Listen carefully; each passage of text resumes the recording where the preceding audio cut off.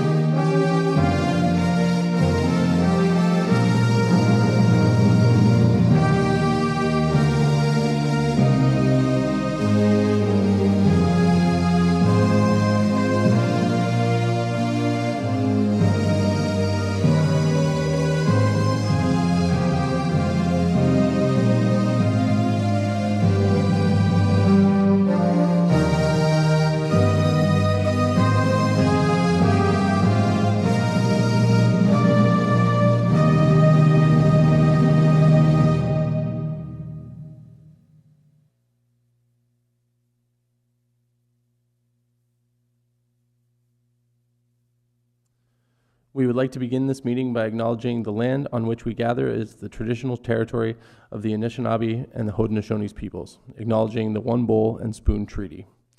Are there any disclosures of pecuniary interest? Oh, seeing none. Okay. I have a proclamation for the National Day of Mourning on April 28th.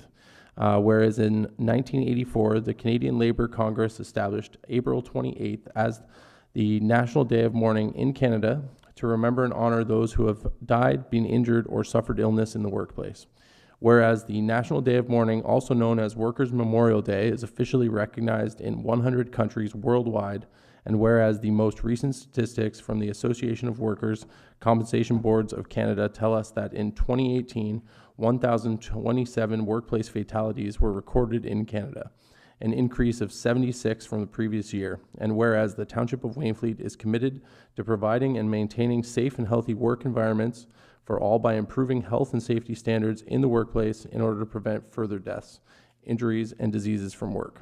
Now, therefore, be it resolved that the Council of the Corporation of the Township of Wainfleet hereby proclaims April 28th, 2023 as National Day of Mourning, and that the Canadian flag at Town Hall be lowered to half-mast from sunrise to sunset in recognition of those who have died, been injured, or suffered illness in the workplace.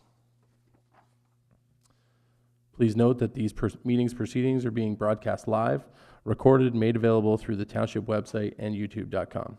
The NPCA is hosting a floodplain mapping information session for Beaver Creek in the Township of West Lincoln and Big Forks Creek in the Township of Wainfleet. This will be held Wednesday, May 3rd, 2023 from 6 p.m. to 8 p.m. at the Wellandport Community Center. The Niagara Transit Commission meets Tuesday, May 16th at 3 p.m. and our next regular meeting of council will be held Tuesday, May 16th at 7 p.m. Are there any announcements or remarks from the members of council? Okay. Moving on to the adoption of the previous minutes, are there any comments or corrections for the draft minutes from the special meeting of council held March 21st, 2023? Oh. Okay, I have a motion that the minutes of the special meeting of council held March 24th, 2023 be adopted as circulated. Can I get a mover and a seconder? Councilor McClellan? Councilor Anderson? Any discussion? Seeing none, all in favor? Opposed? And that's carried. Okay, moving on to the minutes of the regular meeting held April 4th. Are there any comments or corrections for the draft minutes from the regular meeting held April 4th, 2023? Seeing none, I have a motion that the minutes of the regular meeting of council held April 4th, 2023 be adopted as circulated. Can I get a mover and a seconder? Councilor Anderson, Councilor Van Fleet. Any discussion? Seeing none, all in favor? Opposed? And that's carried. Moving on to the public meeting portion. In accordance with the Planning Act, a public meeting is held to present information regarding the proposed amendment to the public and for council to receive comments from the public. Staff will not make a recommendation, and council will not make a decision on the proposed amendment at this evening's public meeting. A planning report will be brought forward by staff and considered by council at a later date. As a member of the public, you are welcome to request to be notified of any future meetings respecting the proposed amendment. Please provide your contact information on the sign-in sheet located at the back of council chambers. Please be advised that the sign-in information will form part of the public record for this application. I will now ask the planner to provide details on the purpose of the proposed amendment and any written comments received. Thank you. Through you, Mr. Mayor. So the subject lands are located on the southeast corner of Lakeshore Road and Augustine Road and has a municipal address of 12196 Augustine Road. So the subject lands are approximately 486 square meters in size and is currently vacant. So the surrounding land uses include residential and commercial, and the subject property is designated as rural lands under the Niagara Official Plan, Lakeshore Residential in the Township's Official Plan, and Zoned Residential Lakeshore RLS C25 under our Township zoning bylaw. So the purpose of the proposed zoning bylaw amendment application is to rezone the subject property from the current residential Lakeshore RLS C25 zone to a site-specific RLS C25-45 zone to facilitate the construction of a single detached dwelling. So the applicant has submitted a design concept for the proposed dwelling, and the elevations of this proposed design are on the screen. So the proposed dwelling will be 2 stories with the front entrance located on Augustine Road. The proposed dwelling complies with the maximum height, maximum lot coverage, and the minimum parking requirements for the RLS zone. But due to the property being bordered by 3 public roads and the space needed for a septic system, the proposed dwelling could not comply with the exterior side yard and the rear yard setbacks. So this is the proposed site plan for the dwelling. The property is outlined in red, and the proposed dwelling is highlighted in green, with the septic system being highlighted in yellow and the driveway in gray.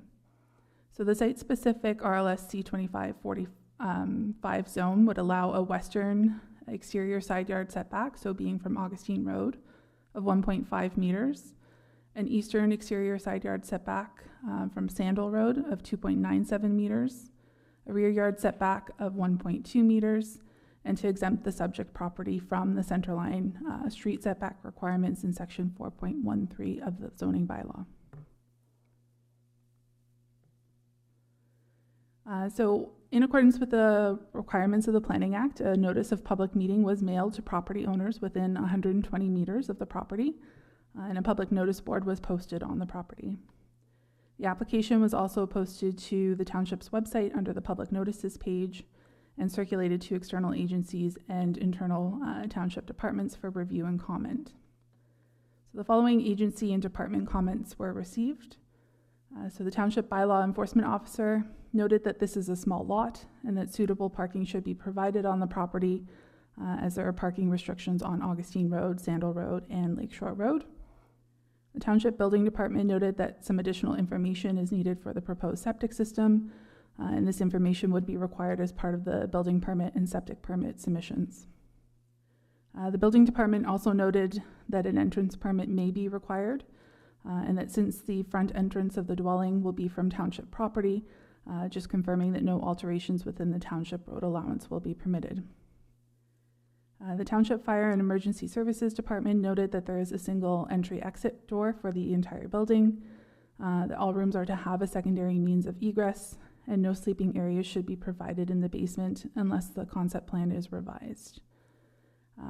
Township Fire also noted that the municipal address sign should be located on Augustine Road, with a note to dispatch that the property can be accessed from both Augustine and Sandal Road. Enbridge noted no objection, but indicated that they reserve the right to amend their development conditions. I also received several written comments from members of the public, those being Don Mixboren, Ryan Johnstone, Tanya Bateman, Carly Smith, Shelley Wedge, and Krista Buccioni. These public comments were supportive of the proposed application and noted that since the property is currently vacant, the construction of the house would enhance the property, the look of the property, and be a positive change for the neighborhood. There's still some pending agency comments, and these will be addressed in a future staff report.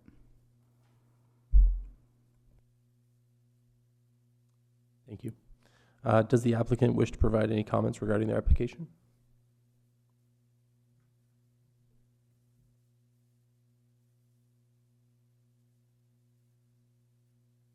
Just please state your name. Trevor Imhoff. Thank you. Through you, Mr. Chair, to members of council and to city staff and members of the gallery. My name is Trevor Imhoff. I'm a professional and licensed septic designer under the province of Ontario. My expertise is in environmental sustainability, water, wastewater, and public health. In my professional career, I've worked for 2 environmental engineering firms. I've had the privilege of working for the Township of Wainfleet, and good to see some friendly faces around the room here, as a septic and building inspector, as well as spent the past 6+ years working for public health for the city of Hamilton. I help clients across Niagara region with water, wastewater needs, as well as environmental sustainability initiatives across Niagara region and beyond. So this property, what we've done is what we call a septic design principle first, where the client was smart enough to enter into retain me for my services to design the septic system, which included the additional work that the building department is looking for in terms of the building permit process, which is test pit and grain size analysis to determine the soil analysis for the proposed leaching bed. What I've done here is design the septic system first to the maximum extent possible that meets all the requirements to the Ontario Building Code, and then worked with the architect to design the house in terms of what was allowed. This is a fairly small house in terms of a 2-bedroom, 84, I believe it was 84.2 square meters around. And so that was the maximum allowable build. I know a lot of homeowners want to build larger houses, but unfortunately this was the constraints of the property and as well as the septic system, which my client is more than happy to proceed with. That's all the technical question or comments that I have. I would like to hand it over, if it's okay, to the owner, Lisa Iba, just for a brief comments and the importance of her perspective of being able to develop this property.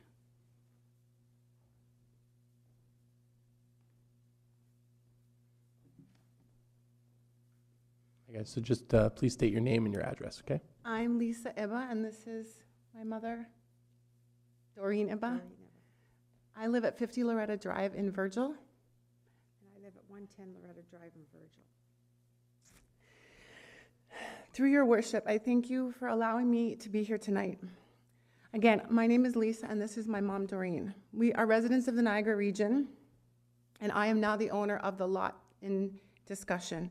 I come before you tonight in hopes that I may be able, to fulfill my brother's dream and build a home at 12196 Augustine.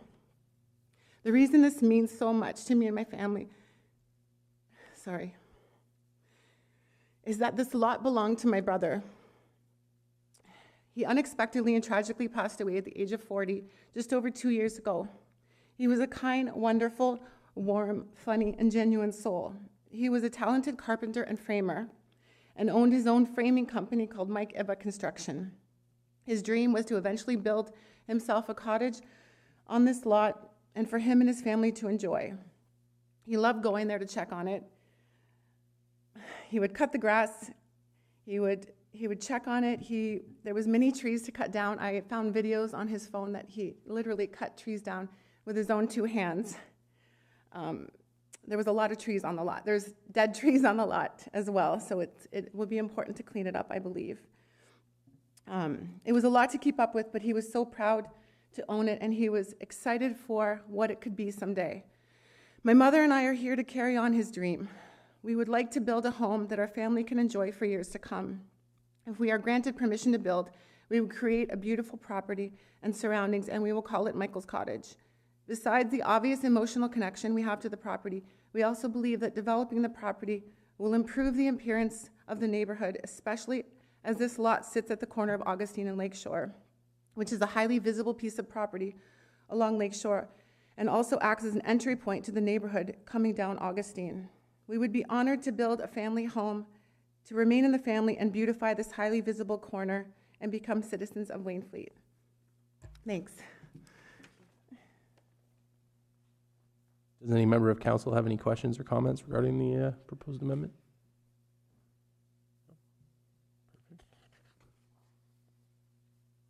Is there anyone in the gallery that wishes to provide comment on the proposed amendment? Seeing no further comments, I will now ask the planner to review the next steps. Thank you, Mr. Mayor. So a staff report regarding a complete review of the application will be brought forward at a later date. And then I just have a note regarding appeal rights.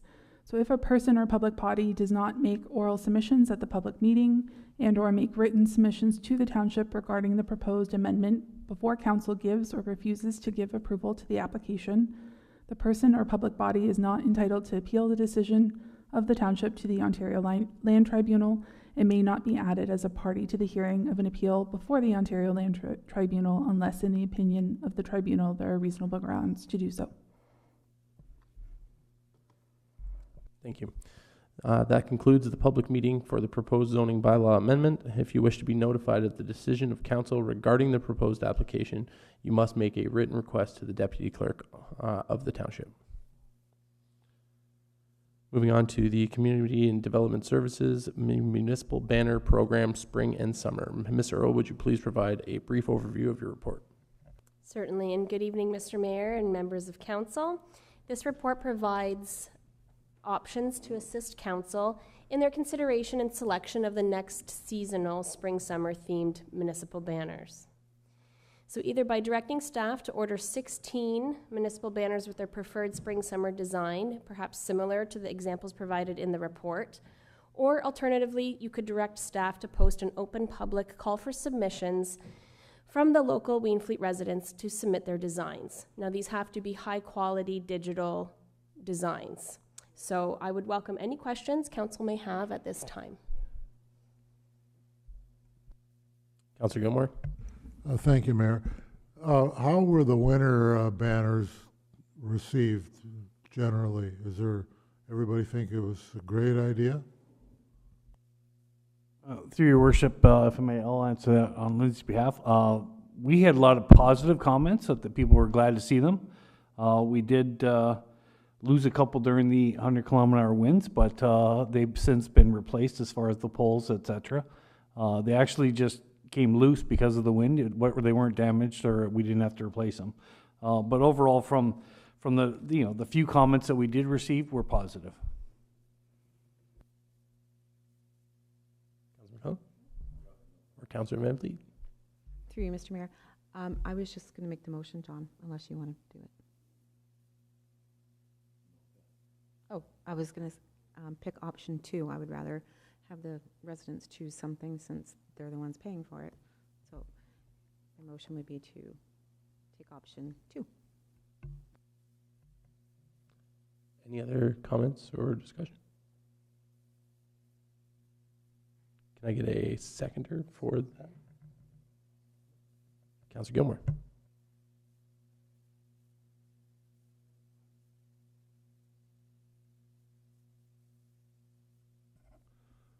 While the mayor is preparing that amended motion, just a quick question of clarification to the manager of Community and Development Services about the sort of nature of submissions that will be requested.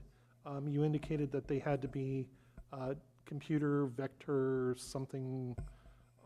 I'm an old guy, I don't understand this computer stuff, but can you provide some more information about the type of submissions that would be required? Yes, thank you, Mr. Kalasa, and through you, Mr. Mayor. If we do go out to the public, they do have to be high quality, high resolution digital images. I have attached to the report as Appendix B an example of the call for submission form, which includes the requirements for the digital submissions. So if that's the motion on the floor this evening, I can have that posted on our website and out on our socials by tomorrow. And we'll do a deadline by Friday, May the 5th, so that I can have internal review and bring that back to at the next available council meeting for your discussion.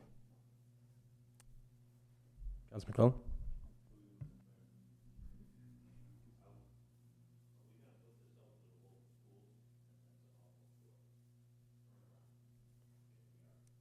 Through you, Mr. Mayor, it's going to be a digital file. So if children who are in schools, yes, we can send it to the schools, but if they have access to make digital files that way, I would assume it would be maybe somebody who's more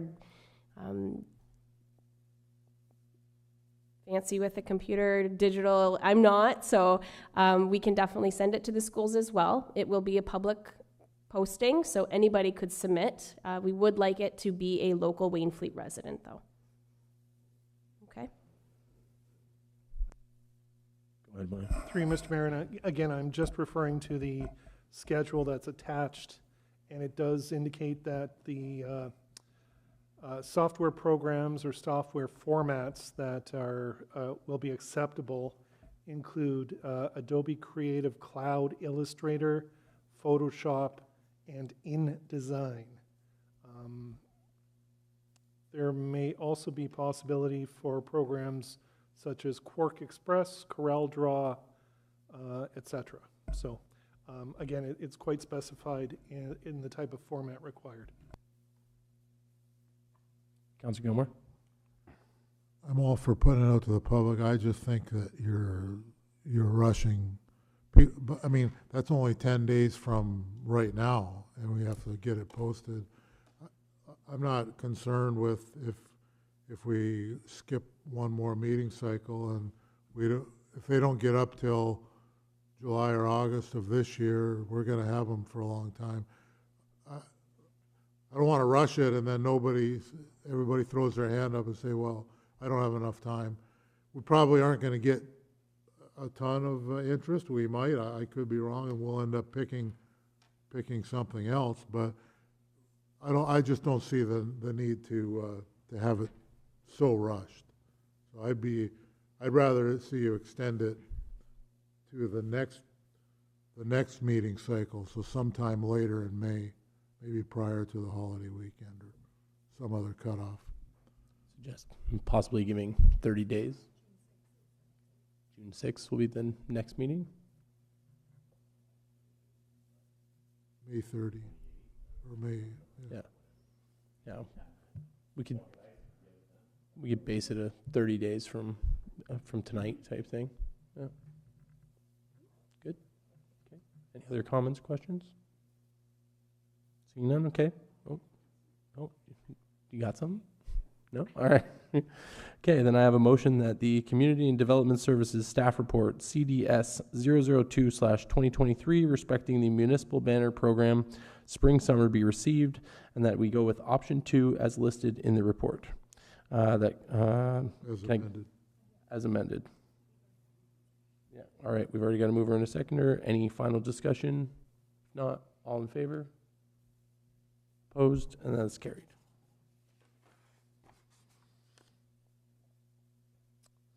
Okay, moving on to the amendment to site alteration bylaw. Mr. Earl, would you please provide a brief report of your memo?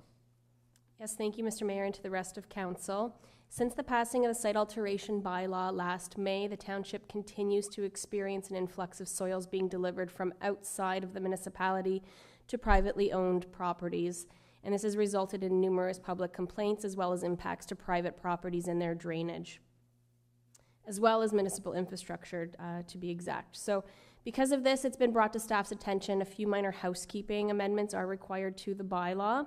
And so staff are requesting that council consider and support the revisions as housekeeping amendments this evening. Thank you. Can I get a mover and a seconder for that? Councilor McClellan, Councilor Wainfleet. Any discussion? Councilor McClellan.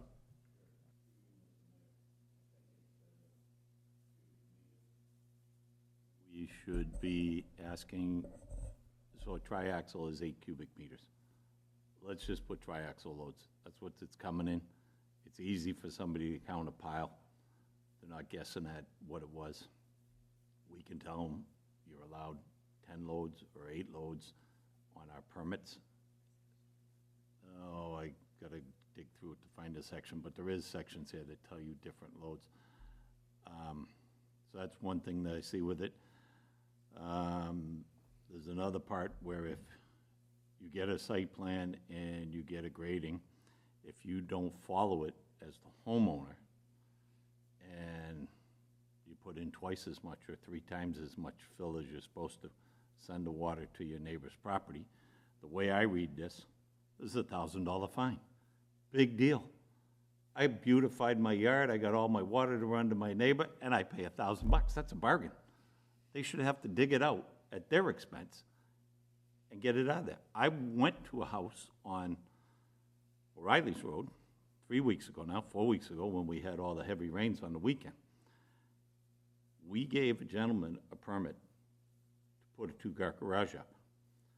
He put it 200 feet behind his house. And then he filled his yard.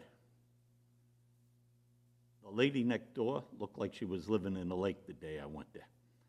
And I called town and I made a comment. I guess the way this works now is the person with the highest top of their foundation wins, because now she's gonna bring in dirt and shift it back to his house. I don't know how he ever got a permit. I don't know how this ever happened, but I can tell you, if I was the lady, I wouldn't be sitting idle on it. We gave it, so there's a problem we created for ourselves. There's another one there's a new house being built. The foundation's standing about 7 feet out of the ground to the black tar that's on the top of the 8-foot foundation. And it's 125, 150 feet from the nearest house. How do you fill 7 feet high? If it's 100 feet, it's a 7-to-1 slope, and all the water is running to the next door neighbor. How did this guy get a building permit? Like, somewhere in our organization, you can write all you want here. We're not doing our job, right? There's no way that man should have been issued a building permit. And he got it, God bless him. I'm not saying anything, I won't tell you where it is. But I'm looking at this saying, I'm gonna have to answer questions on this in a year from now, because there's gonna be a problem, right? So this needs a lot of work. I called an insurance company. I asked about the $5 million bond. The local guy that sells insurance in Wainfleet told me there's no way that the average homeowner will get that. And if if I read other places in here, it talks about holding the town harmless. No homeowner's insurance will ever sign that. So, Lindsay, I know you worked hard on this, but there's a lot of stuff in here that I think we just gleaned from Richard's contracts that say a construction company holds the town harmless for their work. The insurance companies won't give homeowners that language. So they will never be able to do this and meet this. And we're not trying to tie anybody's hands up, but we need to know that they can meet what we want, right? So I don't know, like, I just see there's a lot of language in here that I don't think we can get done. I don't think, the $1,000 that's a joke, right? It should be, if you don't follow the grade plan, you pay to get it dug out and regraded, and that's all at the homeowner's expense. And I don't know if we have to send somebody out to make sure the grades are right, but that can be part of the cost of getting it done, right? Or getting your permit built into it. So whether we hire a third party that'll do that for us, and we know they come out and they're $250 a property to do it, just add it onto the cost, and when the job's done, they go out. If it's not right, we tell the guy to dig it out till it is right. Because like I say, it's just,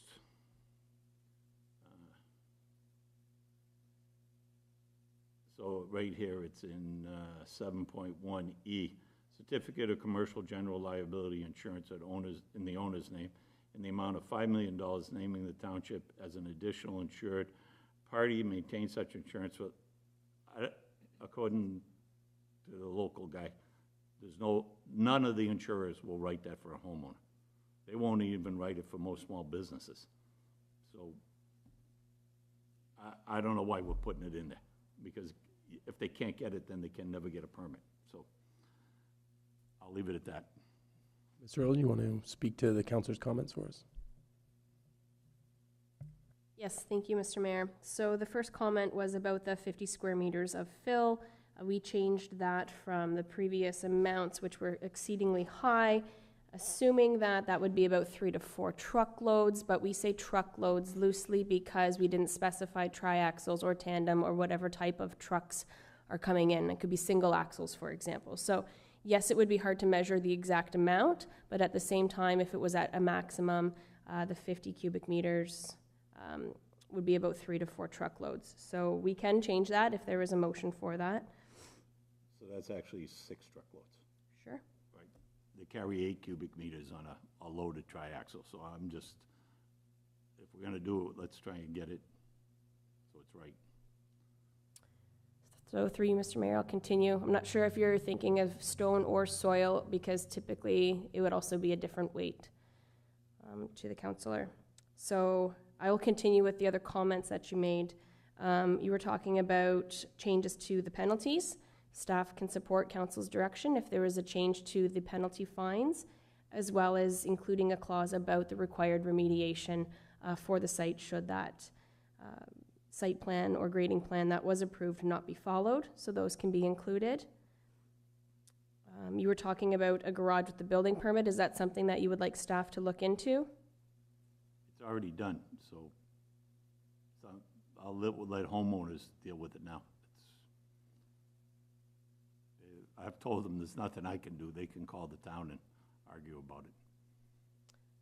So through you, Mr. Mayor, those types of concerns or complaints definitely need to be brought up with staff, and it's really not a discussion to be held at a council meeting, but No, exactly.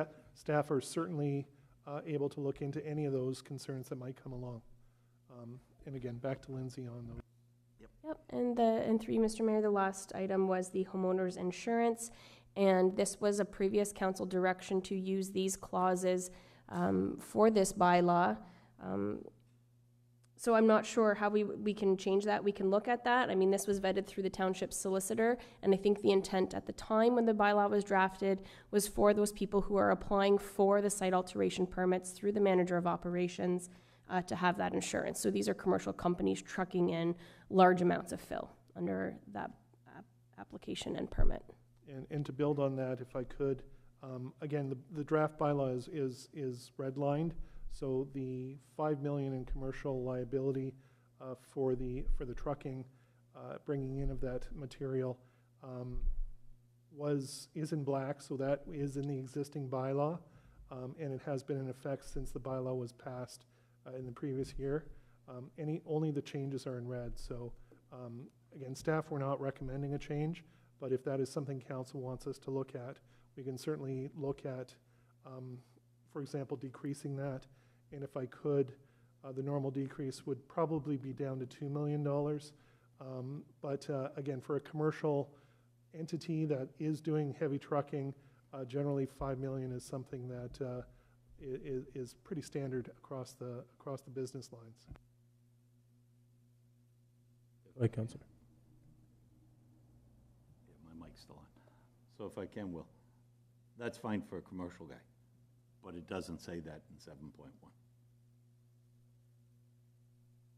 So, I mean, yeah, we're trying to clean this up, so I'm trying to clean up other parts of it, right, as well as what we're talking about, because I don't know how people are gonna do this, right? And I really don't want to tie everybody's hands up, so.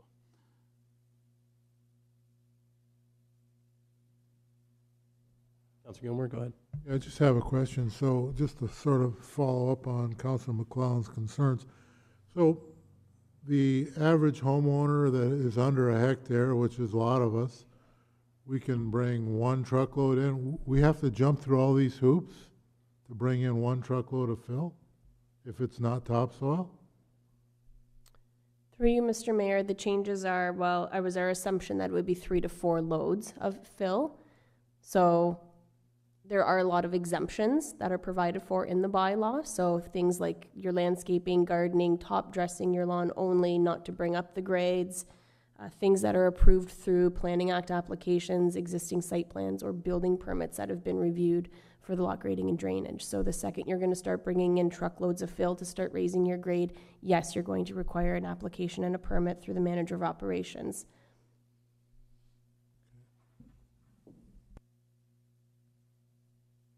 Any other comments or questions? Did you want to put a motion? Well, so there's a couple of things. Just so staff understands, 10 cubic meters is just over one triaxle load. It's not tonnage, it's cubic meters. If you call the topsoil company to bring topsoil to your house, they would tell you you're getting 20 cubic meters in a triaxle load, and it doesn't weigh 8 tons. So they have a different form of measurement, but Richard, you know as well as I do, if you go measure up a triaxle, they come out to 8 cubic meters is what fits in them. The MTO states that's what fits in them. That's how they let you charge them if you're going bank loading a truck. So that it's 8 cubic meters. You can call it whatever you want, but so 50 cubic meters is 6 loads, six and a bit. That's where you get, it's so yes, you're right. If you're bringing in 2 loads of gravel to fix your driveway, you're over the limit.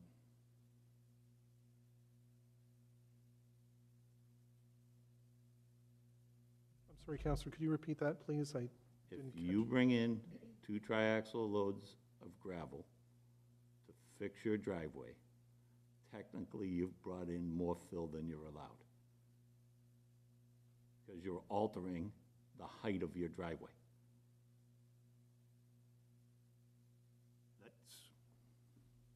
If you want to get dirty about it, that's the way it can be read. So it depends who you get out there as a bylaws officer or what you do, but according to this, Again, I'd have to look to Lindsay or perhaps even the solicitor, but I'm just looking at section 6.2B.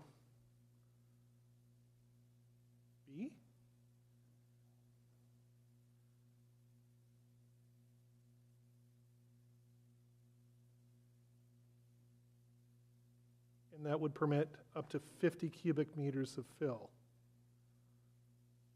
that's a hectare, that's a 2-acre lot. That's 1 hectare or larger. Yeah. So for a site of 1 hectare or less, Yeah, a maximum of 10 cubic meters. it's 1 truckload. That's 1 truckload. So One one triaxle, one triaxle triaxle. load. That, if you call a quarry, they send you triaxles. They don't send, nobody owns tandems except for municipalities. I'm not picking on you, I'm telling you what goes on Nope. in the world. Fair enough, Counselor. But I think some of the smaller private businesses that might sell topsoil or might sell other types of dressings, they don't all have triaxles. 99.9% of them do, sir, because they work for somebody else when they're not busy, right? I'm just, that's what I'm looking at, and I see this, if you call RE Laws and order a load of stone, it comes on a triaxle, right, it's just, they don't own the trucks, they hire somebody to come and do it, so it's just the way it is, right? You might get a little landscaping guy that sells mulch. Rice Road Greenhouses might have a little 3-ton truck, but if you're ordering a big load, but I'm just talking even on stone on this, I just see, so then the guy's gotta go out and get a permit, he's gotta call his insurance company and get insurance, like it gets And I can only ask that perhaps the manager, can you provide comment on that exemption or that scenario? Absolutely. Through you, Mr. Mayor, the intention of this bylaw is to stop the importation of fill from one, unknown sources, and two, from creating adverse impacts to neighboring properties. If somebody was to restone their driveway, that's not something that would be enforced. So it would be up to the officer's discretion. That's kind of common sense in this case. So the other two items are at front and foremost the most important issue that we're having. So we have to find a way to deal with this properly. I don't know if the manager of operations had any comments on that. Through your worship, again, the intent is to stop the general public from doing maintenance on their property. If they need to fix their driveway by adding an additional load of stone to fix it, that's one thing, and that would be something we would definitely consider. But again, if they wanted to raise their driveway, which means then, they could be contemplating raising the rest of their soils as well and flooding anybody, that's what we want to try and stop. So, considering some of the laneways in the township could use probably 2 loads of stone, we would not ask them to get a permit for that. If it's just to do maintenance on their driveways, it's to stop anybody from, intentionally elevating the properties to do damage or flood somebody else out. Any other comments? Councilor McClellan? I have comments, but I won't bring them up in council. I'll talk to Richard afterwards. and will, because citizens have told me the exact opposite, so somewhere we're not doing our job.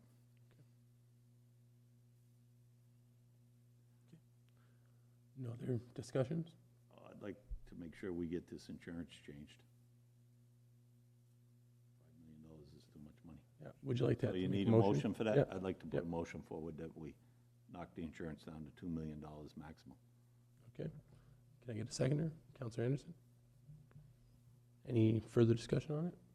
Councilor Gilmore, go ahead. Thank you, Mayor. I still want to make sure that the guy who needs 2 loads of gravel on a long driveway doesn't have to apply to get $2 million of insurance. We talk about fill all the time, but gravel, in my view, is not fill. I know what we're trying to do. I think we need to start delineating what is fill, i.e. subsoil, and what is everything else. Like gravel,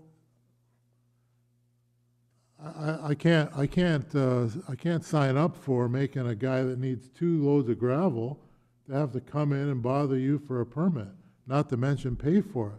He's already paying for the gravel. So somewhere we gotta delineate what we're talking about and the difference between gravel and fill. Like, yeah, we don't want fill, we don't want chunks of concrete, but gravel and topsoil, they're not in that category, in my view. We possibly look at a list of exemptions, explore that. Right, Councilor McClellan, go ahead. Through you, Mr. Mayor, so I think under the new excess soil bylaws that the MOE has put in place, stockpiling of topsoil is already covered.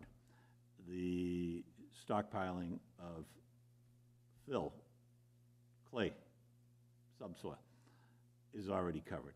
And you need to get a license to store them and then redistribute them from the MOE.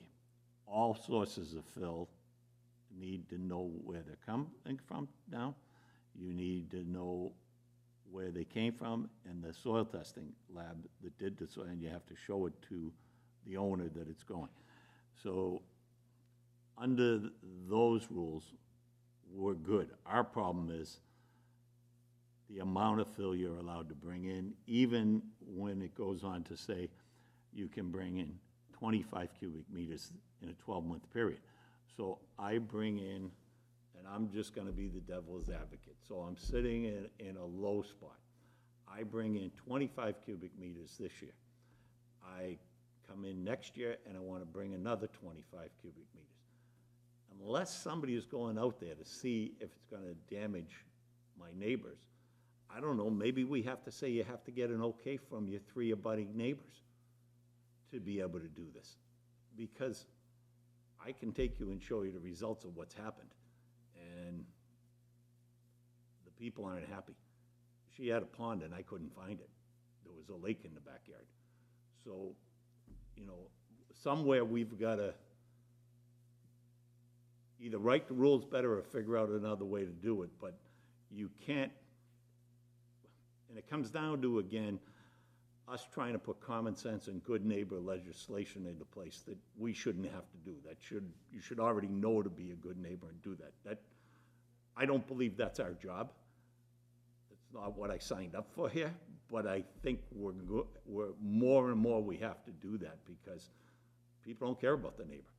And so I don't know how to do it, but we have to do something better than what we have here, because even if I do it wrong, I give you a grade plan, I do everything, and then I bring in 100 cubic meters more, I get a fine for $1,000. Big deal, right? If you tell the guy you gotta dig it all out and pay for it at your expense, and we put it on the amps thing, so it goes on his taxes, he's not gonna do that. Well, one person might, but nobody will ever do it in town again when they find out what happened to him, right? So, I don't know, like Lindsay, I'm not picking on you, I just see what's here, and it's, even what we passed the first time, we voted for it, but it still wasn't right, so I think it needs a lot more work. So I did a lot more preaching than I did motion to making, but I'm just. That's okay. To be honest, Counselor, I agree. We don't want, people to throw fill in and ruin their neighbor's property. And I know the areas that you're talking about, and it can continue to happen. And I know that Ms. Earl had mentioned that we can explore that. Perhaps we'll have to get a second motion forward to look at that afterwards. Well, Mr. Mayor, through you, I just wanted to clarify that, yes, there is a fine associated with such contraventions. $1,000, there's also a $5,000 fine for certain contraventions, such as the ones you described. But in addition, under the enforcement section, there is the ability for the township to issue an order for requiring a person to remedy or reverse the contravention. So we do have that provision in there. It's section 12.4B that provides that the township can order that the property be restored so that the contravention is ended. So it's not just a $1,000 fine. It is, and again, this is under the existing bylaw, not something new. It's an order that can be issued. So it does have some teeth to deal with that. And again, I guess from staff's perspective, we understand everything that council is saying. We are delving into the requirement of sort of trying to regulate good neighbor behavior, and it is frustrating to do so. And the reason this bylaw is coming back to you at this time today is because a very, I don't want to say relaxed, but the previous bylaw that was adopted in 2022 did provide the residents a lot of leeway or a lot of opportunity to bring in amounts of fill that are continuing to cause problems. And again, Councillor McClellan raised some concerns with neighbors, which again, staff would very much like to discuss with him so that we can look at it and try to deal with it. But many of the changes that are being proposed to this bylaw in red are intended to claw back some of those permissions that were granted by the previous bylaw so that larger volumes of fill, larger incoming truckloads are regulated a little more closely by the township to prevent situations such as the one that sounds like you're describing from continuing in the future.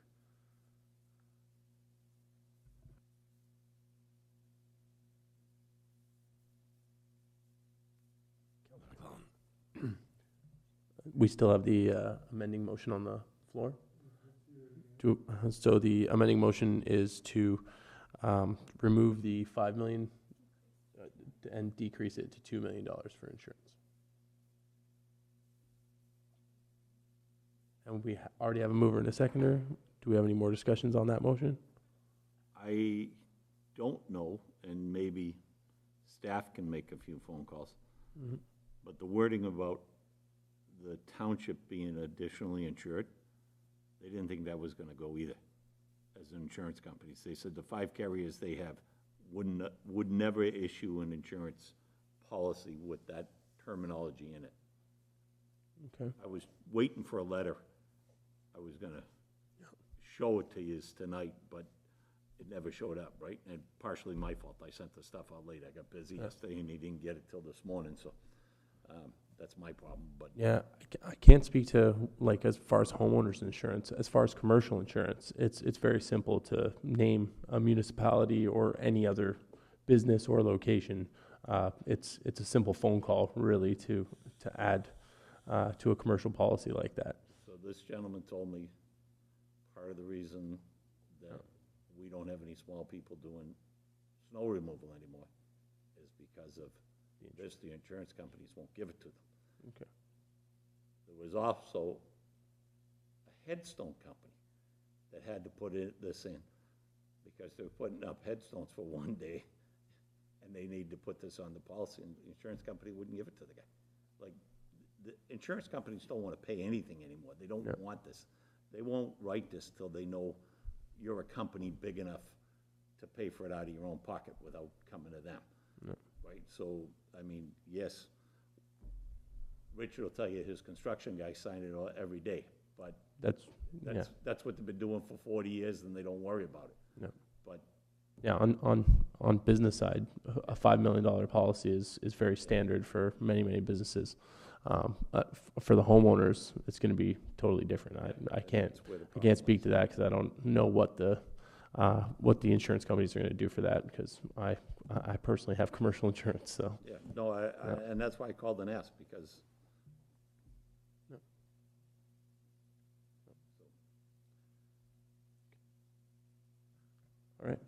All right.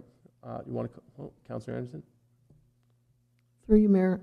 Lindsay, for me, this has 2 parts to it. One part is where a homeowner wishes to do some landscaping improvement or fill in a boggy part on their property somewhere or something, versus a new site plan on a new build where you're digging out a huge foundation and you know, different changes or greater changes of elevation. So could you clarify for me, is there a difference on the 50 meters? That's our lowest limit, right? Before we request a permit, regardless of what's happening on the property, correct? Through you, Mr. Mayor. So it depends on the site size, so the size of the property. For the smaller lots, it was a reduced amount of fill, and for a property that's over a hectare, it's an increased amount. So 50 was for above a hectare. Anything below was about 10 meters or cubic meters that we were discussing. So those numbers can be changed if that's council's direction. And we had mentioned that there are exemptions in the bylaw. So the homeowner that's just doing the landscaping, like I mentioned, top dressing, we can include driveways in there as well, can be exempt from the bylaw. And if they're not sure, absolutely give us a call in the office. We can confirm whether or not a permit would be required. For the second part of your question, where you were asking about the new builds and the excavation for new builds, those are all reviewed through the building department, and they require lot grading and drainage plans to be submitted. So staff are already seeing those plans, and they're exempt as well from the bylaw. So if I may continue, Mayor. So if, as an example, if I get a permit to build and I bring in a site plan and grade plan and I start building and I dig a basement and I have soil, et cetera, where's the initial grade, minimum, maximum determined, and who is responsible for making sure that I don't upgrade my lot an extra 13 or 14 inches higher than the original site plan that was passed. Like, where's that controller come in? Thank you, and through you, Mr. Mayor. Typically, when we're reviewing site plans, the post-construction grades are supposed to meet pre-construction. So in some certain circumstances, it may be an increased grade because of the property, where the drainage is going, and they have to get the water away from the house. But we need to make sure that it's not going to negatively impact the neighboring properties. So our building staff are looking at the grades. Sometimes drainage staff are looking at them through Planning Act applications, for example. So we do have the authorization through the enforcement section of the bylaw that should they not comply with those plans, then we can, and we receive a complaint, then we can go forward with the enforcement on that property. So through you, Mayor, Lindsay, so if you put in a site plan with a grade and you're going to take bumps out and raise it up flat to build, et cetera, and we allow that site plan with an elevation of, I don't know, 182 over C, then if you end up doing 190 over C, are we ever aware that the property owner has done that? Like, is there a final check on grade? Did my question make sense?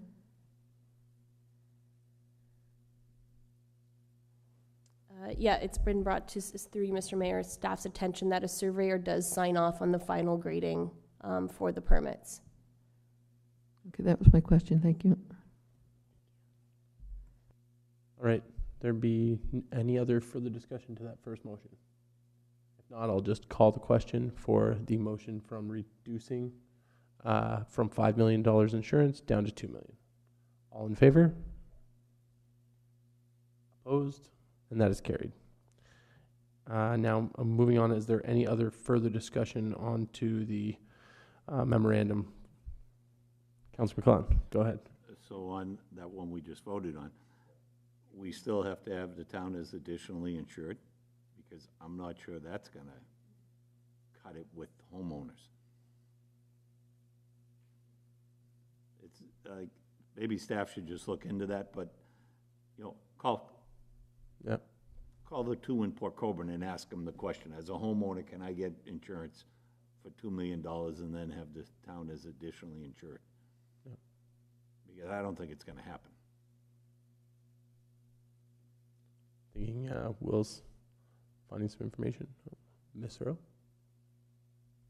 Yes, through you, Mr. Mayor, I think it's important to note that there's a difference between homeowners insurance and commercial properties, commercial trucking companies insurance. So maybe instead of changing it from $5 million to $2 million for commercial properties, because that's how it's, or commercial companies, that we add in an additional, that if it's not coming in from a commercial trucking company, that the homeowner's insurance is separate from the commercial trucking company. So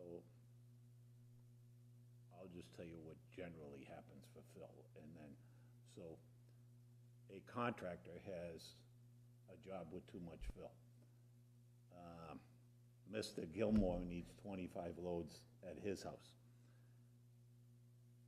The contractor gives it to him or charges him the trucking of $100 an hour for the trucks. At no point do the trucks own it. So it's the homeowner that owns it because he bought it off of the contractor. So it's the homeowner that can get it. Sorry, I'll get it closer. It's the homeowner that is buying the fill. Now, if you're a commercial operation and you're taking and running a dump site, as we all know is happening in different parts of our town, I fully agree with your $5 million on that. I'm talking about what homeowners can get. And if you tell the contractor that's getting rid of the fill that he's got to put up $5 million to dump it in Wainfleet, Mr. Gilmore might live in a swamp for the rest of his life because nobody will sell him the fill, so, or give him the fill. So there's where the problem lies, right? And that's how it generally happens, right? There's a project going on in Port Colborne or Welland. Somebody needs fill. Out here, they stop and say, hey, I need 25 loads of fill, or I need 10 loads of fill. And that's how it happens. It's not that you advertise it for sale.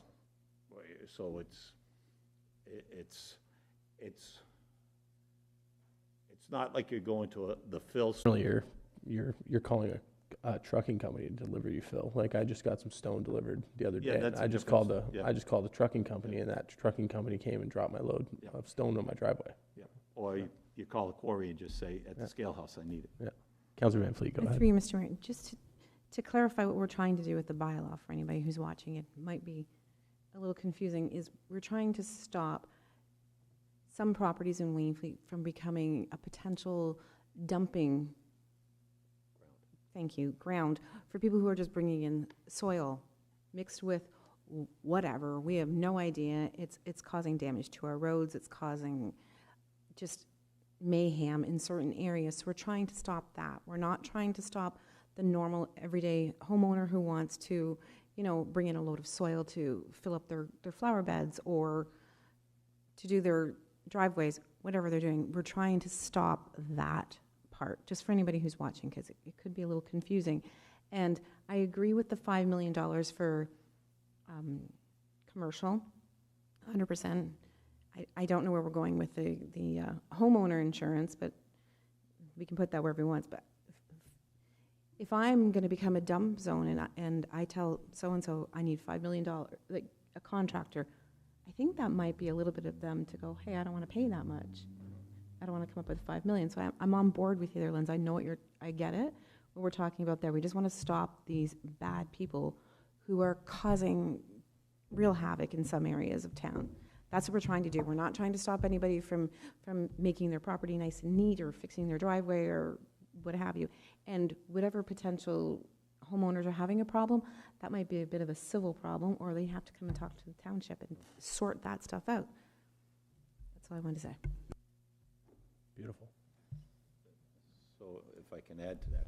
Go ahead, Councilor. This fill problem is not a problem in Wainfleet. It's a problem across Ontario. It's as bad a problem or worse than short-term rentals that everybody talks about. But it usually gets dumped out in the countryside and nobody knows till it's too late. I sent Will the clip on the city of Hamilton. There was, in 10 months, was it? There was 55,000 loads of fill brought into a farm, and the guy that owned it didn't even know, because he was an absentee landlord that was letting somebody cash crop it. City of Hamilton may be on the hook for $30 million. I don't want that to happen to us. That's why we're Here. doing this, right? So, Any other further questions, comments? Seeing none, I'm just going to reread the motion because it's been all over the place, okay? So I have a motion that the memorandum from the Manager of Community and Development Services respecting site alteration bylaw amendments be received as amended.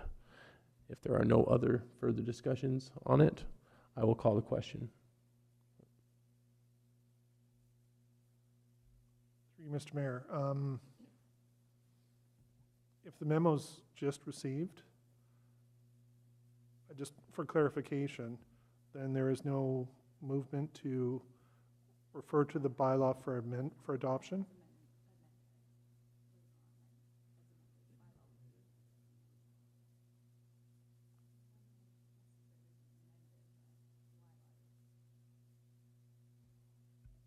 So the bylaw will be presented later this evening for adoption.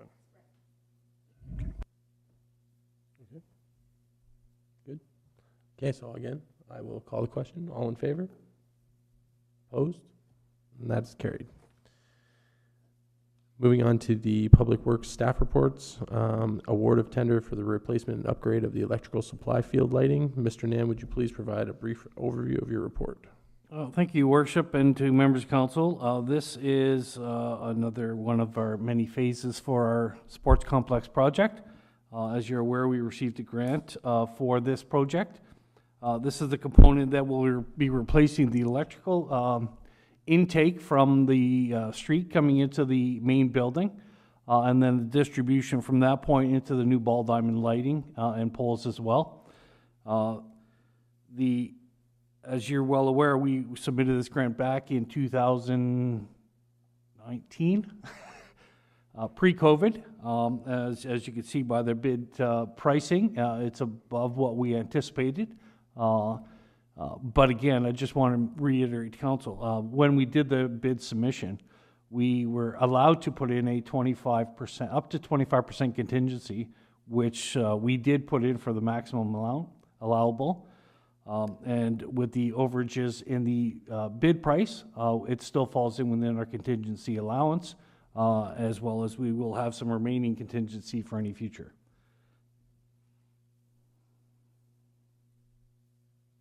Okay, and I have a motion that the Public Works Staff Report PWSR 009/2023 respecting the award for the replacement and upgrade of the electrical supply and sports field lighting be received, and that council direct the manager of operations to engage the services of Cornell Feenstra Electric Limited for the replacement and the upgrade of the electrical supply and sporting field lighting. Can I get a mover and a seconder?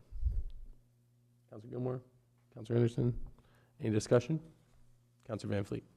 Through you, Mr. Mayor, to Richard, I'm just looking obviously for a timeline. Through your worship, to Councillor Van Vliet, in discussions with some of the contractors, we again will be trying to minimize the effects on our user groups. For instance, and I'll give you a heads up right now, the drainage, for instance, we put a pause on the remaining of the drainage because it was so wet that they weren't able to complete it. So we put a pause on the drainage, the remaining portions of the drainage till August. Until the soccer and baseball are done. Anticipating the same thing, we will have the contractor in a pre-construction meeting. We will discuss with them the timelines, and again, we probably won't start until August, until baseball season is over. Any other comments, questions? Seeing none, then I'll just call the question. All in favor? Opposed? And that is carried. Moving on to PWSR 010-2023, the award of proposal for roads needs study. Mr. Nan, would you please provide a brief overview of your report? Thank you, Worship, the members of council. This was a project that we proposed during our capital budget, and it was moved to operating in the timelines during the budget process. We went out, we actually did twofold just to see how the source well pricing would work. We did reach out to a firm in through the source well, as well as prepared a tender, just to see where we were coming at. Because sometimes we just want to verify that we're getting the biggest bang for our buck. And in this case, we did provide a request out there for the firms. We did invite various firms that have done work for us in the past and with experience to do this project. We did hear back from two firms saying that they're just too busy, they wouldn't be able to complete it. So we did receive one during the closing. When you compare that with the Sourcewell pricing, the RFP proposal was actually lower, and we're proposing to go ahead with that firm as well.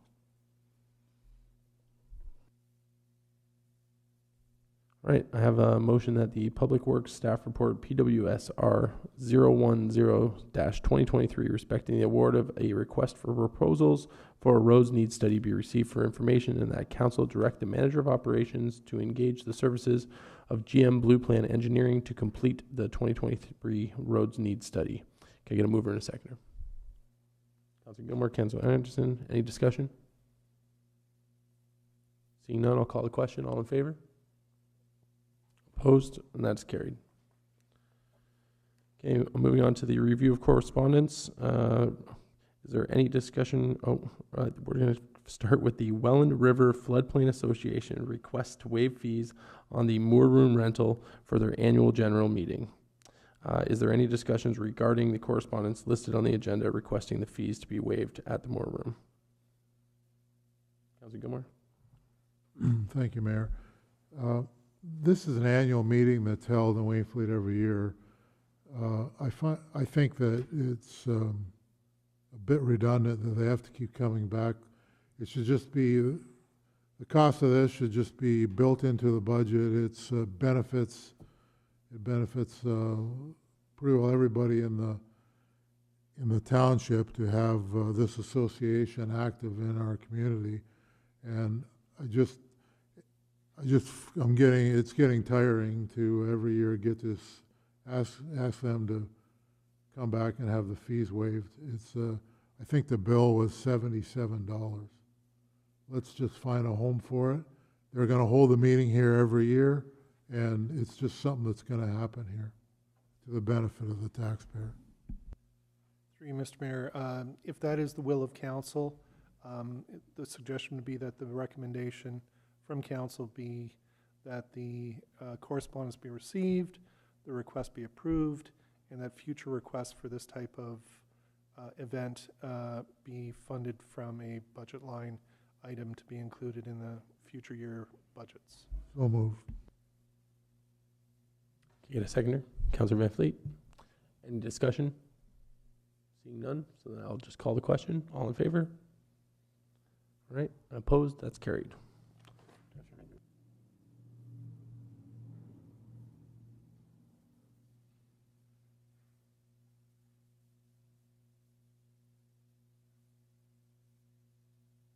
Okay, now we're moving on to bylaws. I have a motion that bylaw number 016-2023 being a bylaw to amend bylaw number 025-2022 being a site alteration bylaw to regulate the removal, placing, or dumping of fill in the Township of Wainfleet be read and passed this 25th day of April 2023. Can I have a mover and a seconder?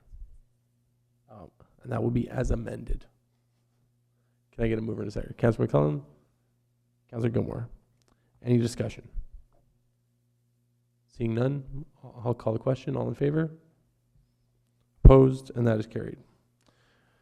Moving on to the notices of motion. Are there any notices of motion from the members of council? Seeing none, there's nothing to go into for closed meeting or rise or report. Moving on to the bylaw to confirm the proceedings of council. I have a motion that the bylaw number 017-2023 being a bylaw to adopt, ratify, and confirm the actions of the council at its meeting held on the 25th day of April 2023 be read and passed this 25th day of April 2023. Can I get a mover and a seconder? Councillor McClellan, Councillor Gilmore, any discussion? Seeing none, call the question. All in favor? Opposed? And that is carried.